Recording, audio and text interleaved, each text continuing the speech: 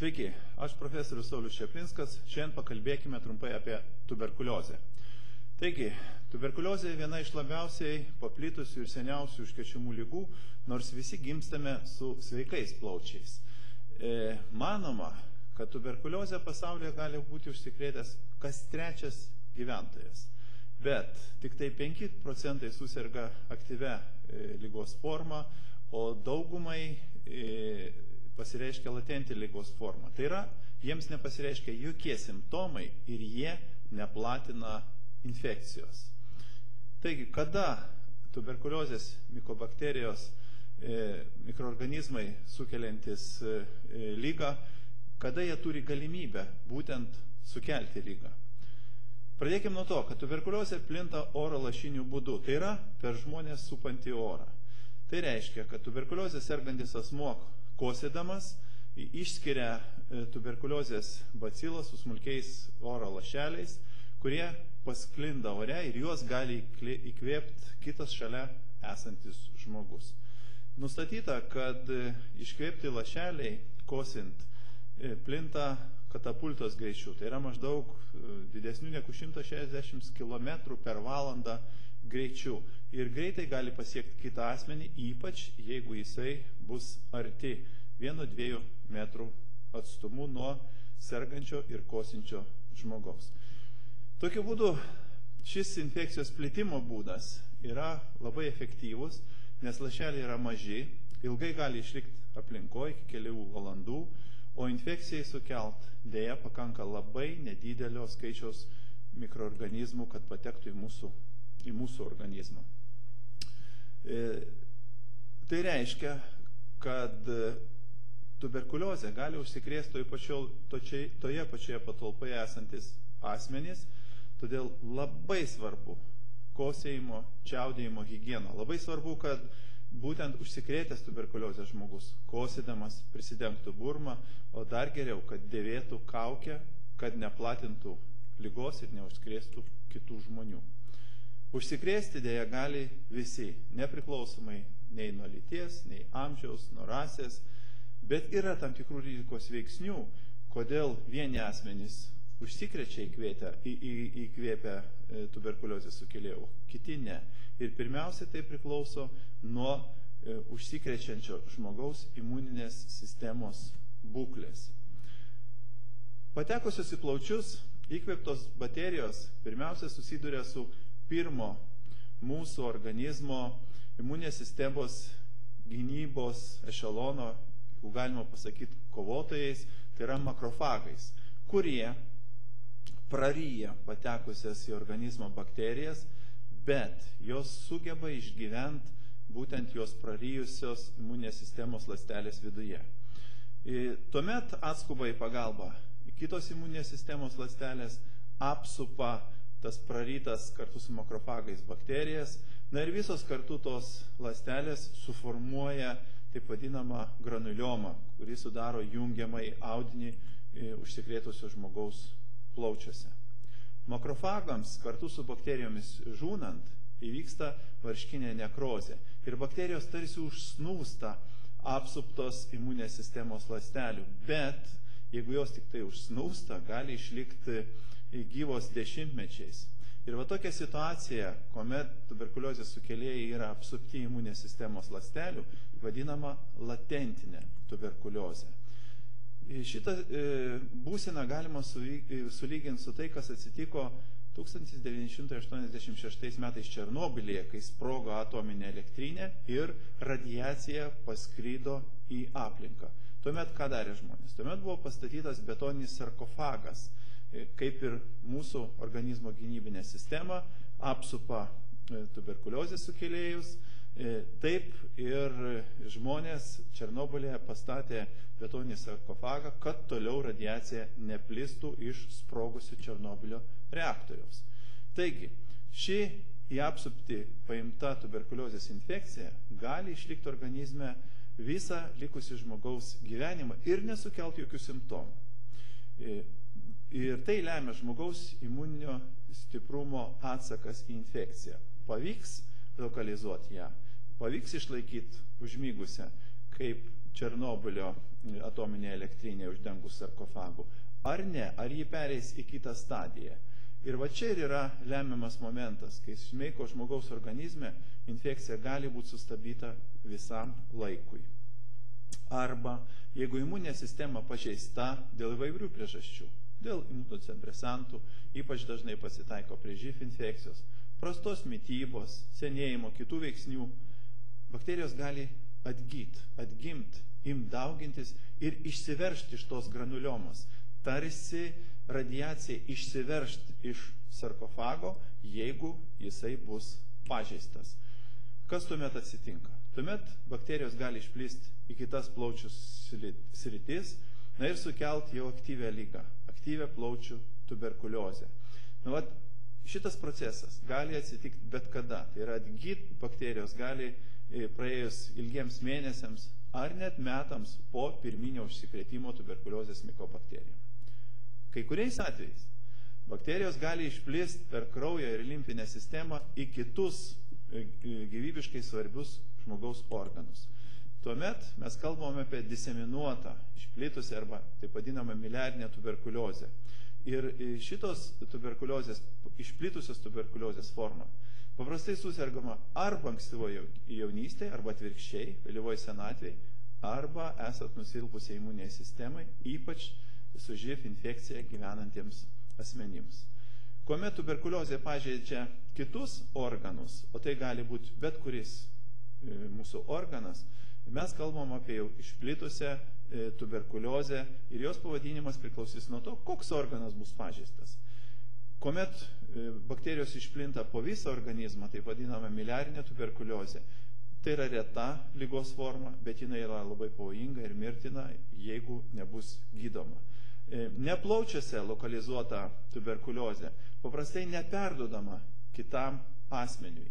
Sergantis tokia tuberkuliozės forma žmogus nėra pavojingas aplinkiniams, jeigu nėra kitų gretutinių plaučių pažeidimų ir tuberkuliozės sukėlėjai neplatinami per orą į aplinką. Todėl labai svarbu atpažinti plaučių tuberkuliozės simptomus.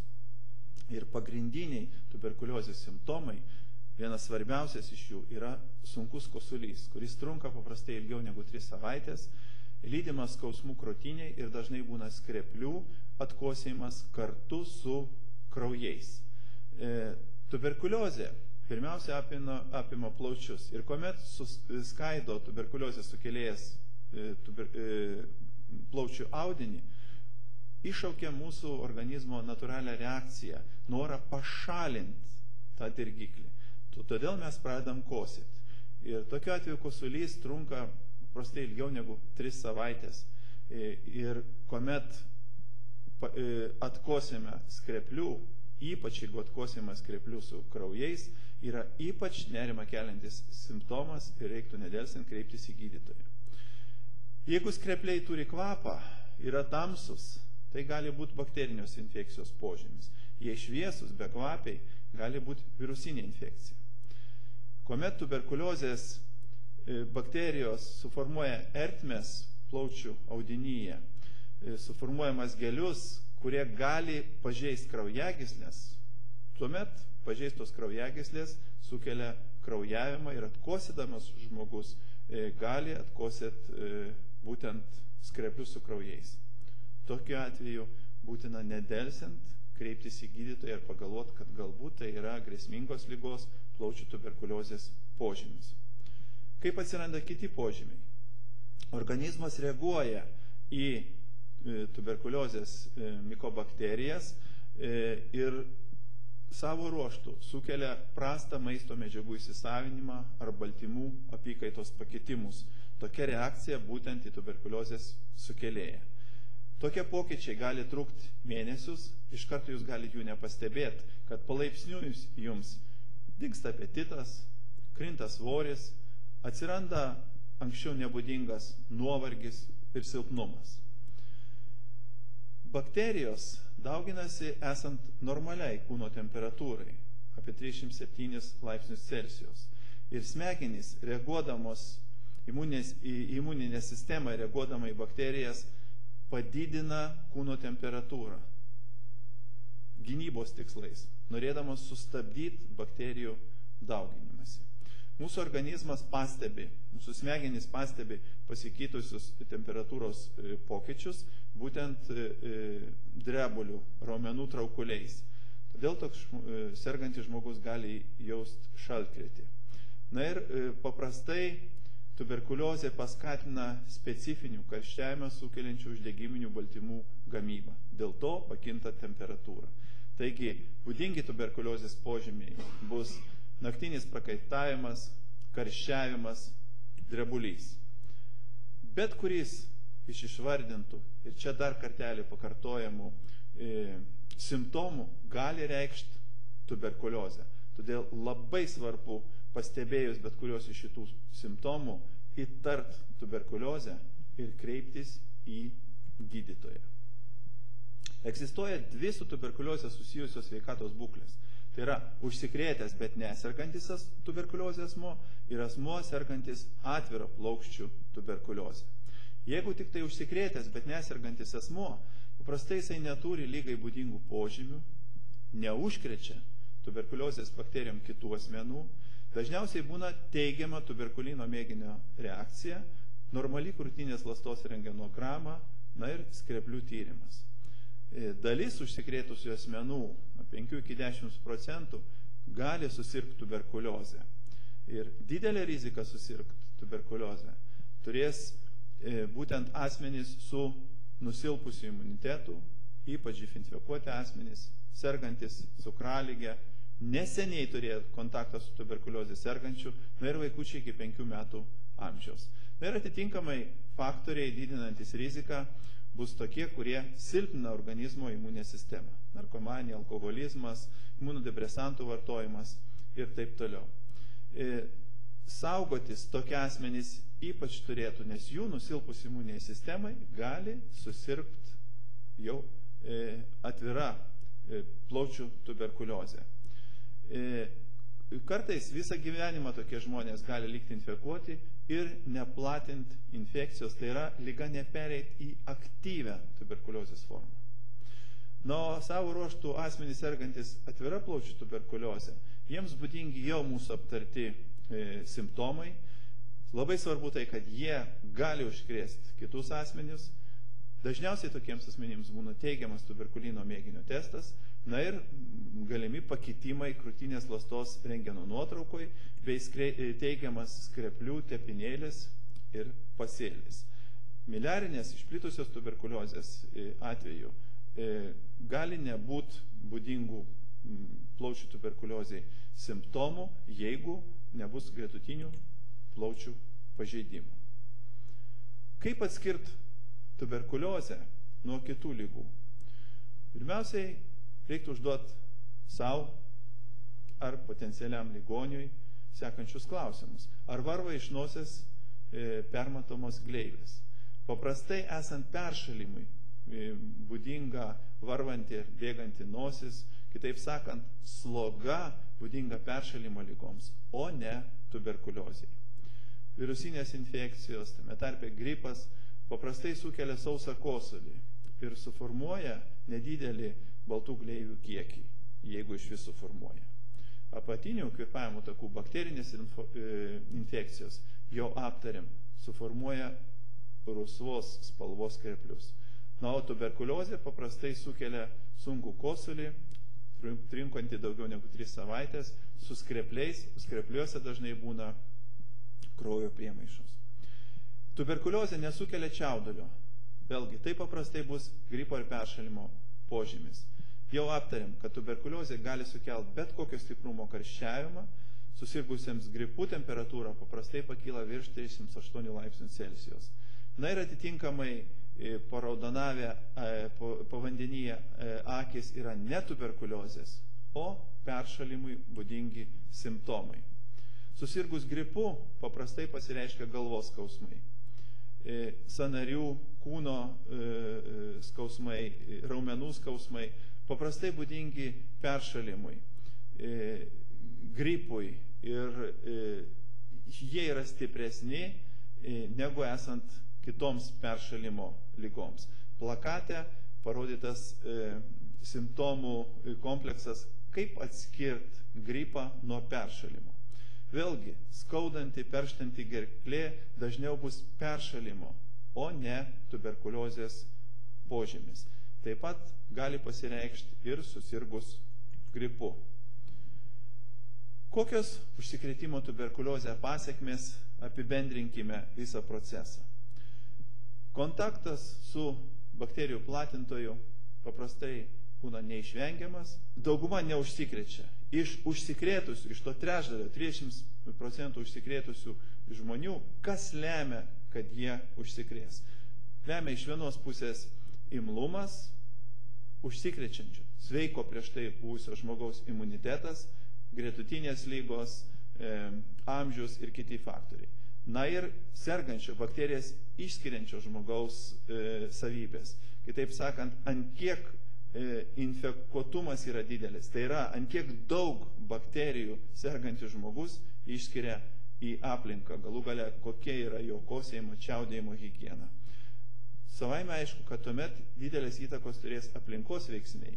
Ir kuo artimesnis ir ilgesnis kontaktas su bakterijas išskiriančiu asmeniu, ypač namuose, darbe, mokykloje, gal net laisvalaikį, ir vėlgi, jeigu ypač laisvalaikis bus leidžiamas uždarose patalpose, taigi ilgalaikis ir artimas kontaktas su tuberkuliozės išskiriančiu asmeniu yra labai svarbus faktorius lemiantis, įvyks užsikrėtimas tuberkuliozė ar ne. Šitoje skaidrėje parodyta, kaip greit plinta atskiros infekcinės lygos. Ir sakysim, vienas tuberkuliozės sergantis asmo, matot, gali užkrėsti net iki 25 prieš tai buvusių sveikų žmonių. Ir vienas žmogus per metus gali užkrėsti net 10-15 asmenų. Pasaulyje kas 20 sekundžių vienas žmogus miršta nuo tuberkuliozės. Deja, neišvengiame mirčių nuo tuberkuliozės ir Lietuvoje, kaip žinia, sergamumas tuberkuliozė Lietuvoje, ypač vaistams atsparė tuberkuliozė, yra vienas iš aukščiausių Europos Sąjungoje. Ir kaip matot, Lietuvoje per metus suserga arti 1000 žmonių, suserga gerokai virš 50 vaikučių, na ir miršta vėlgi gerokai per 100 asmenų kiekvienais metais.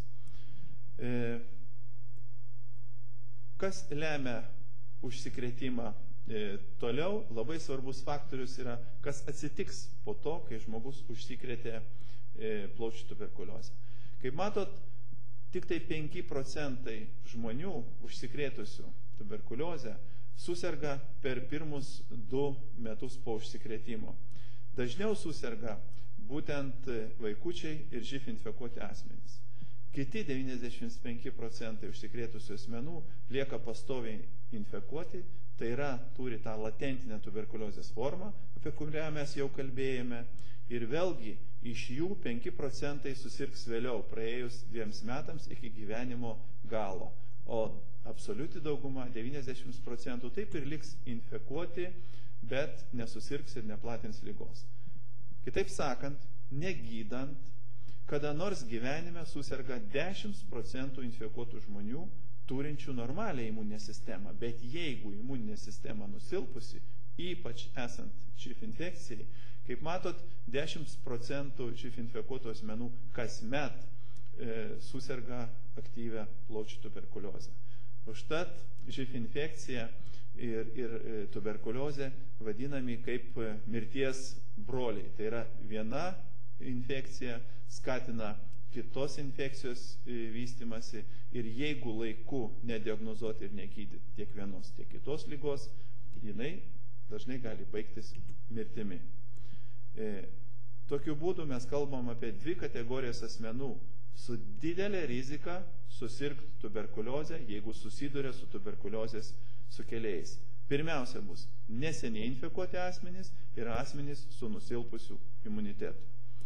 Neseniai infekuoti asmenys, labai svarbus faktorius yra, jau kalbėjom, glaudus kontaktas su asmenim sergantiems atvira tuberkuliozės forma. Glaudus kontaktas ir ilgalaikis kontaktas su tuberkuliozės šaltiniu. Na ir čia vėlgi faktorius, rizikas skatinantis faktorius yra jaunesni nei 5 metų amžiaus vaikai.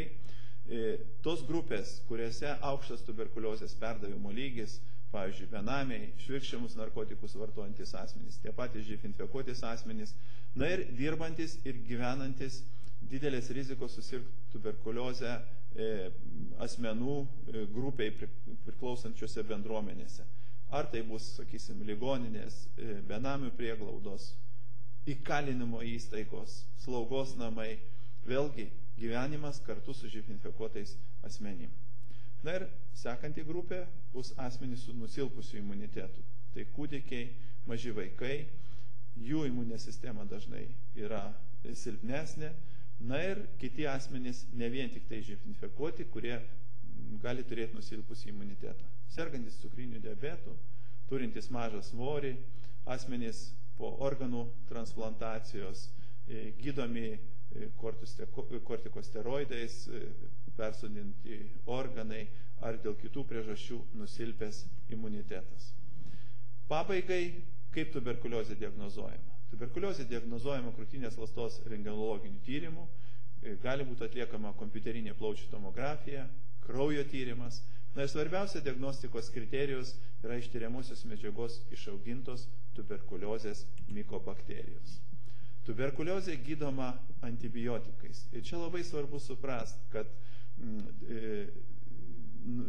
vienu metu naudojami keli antibiotikai, o dėl lėtų bakterijų augimo juos reikia naudoti ilgą laiką ir būtent naudoti taip, kaip paskyrė gydytojas. Laikytis antibiotikams naudoti reikalingo gydymo režimo. Ir labai svarbu, kad pacientas užbaigtų gydymo kursą ir kad būtų išvengta vaistams atsparių bakterijų formavimuose, pakartotinio susirgimo tuberkuliozę ir atsparių tuberkuliozės formų platinimo. Dar antibiotikų eros pradžioje, kai Flemingas atrado peniciliną, jis atkreipė dėmesį į tai, kad iš pradžių į antibiotiką reaguojančios bakterijos vėliau gali įgyti atsparumą tam antibiotikui. Ypač, jeigu skirsim vaistus mažom dozėm. Ir gydant bakterijų sukeltas infekcijas antibiotikais, nors dauguma bakterijų žūva, tačiau kai dauguma žūva, dalis išlieka gyvybingos ir įgyja atsparumą vartotiems vaistams. Ir būtent tai lemia, kad vystosi natūrali bakterijų prisitaikymo atranka, leidžianti joms išgyventi. Kitaip sakant, kuomet išžudoma dauguma atsparių bakterijų, tas nedidelis kiekis neatsparių bakterijų turi daug geresnį šansą daugintis ir išlikti. Tokiu būdu, neteisingai vartodami antibiotikus, mes žmonės sudarėm palankės galimybės vystytis taip vadinamom superbakterijom. Tai yra atsparioms antibiotikams bakterijoms. Tokiu atveju, kuomet žmogus užsikrečia jau atspariom tuberkuliozės mikobakterijom, gydymas trunka daug ilgiau. Ir taip vadinamos dauginio atsparumo vaistams tuberkuliozės gydymas vietoj, sakysim, kelių mėnesių gali trukti iki 18 mėnesių, vietoj gydymo 2-4 vaistais gali tekt skirti daug didesnę vaistų kombinaciją, kuri bus gerokai brangesnė negu gydant jautres antibiotikams mikobakterijos. Kuomet išsivysto ypač atspariams vaistams tuberkuliozės mikobakterijos, gydymas yra ypač sudėtingas, ypač brangus ir deja ne visada galima išgydyti tokį žmogų. Taigi, rezumuojant, dauguma pacientų, kurių bakterijos yra jautrios antibiotikams, jau po 2 savaičių nuo gydymo pradžios nebegali užkrėsti kitų žmonių, nebegali užkrėsti aplinkinių. Bet jie turi tęsti gydymą iki galo, kol pilnai bus sunaikintos visos ligas sukeliančios bakterijos. Išsivysčius atsparumui, gydymas užtrunka daug ilgiau, jo rezultatai gali būti prastesni. Taigi, ačiū uždėmesį, prisiminkime apie tuberkuliozę, vieną iš seniausių, grėsmingų ir vėl atgimusių ligų.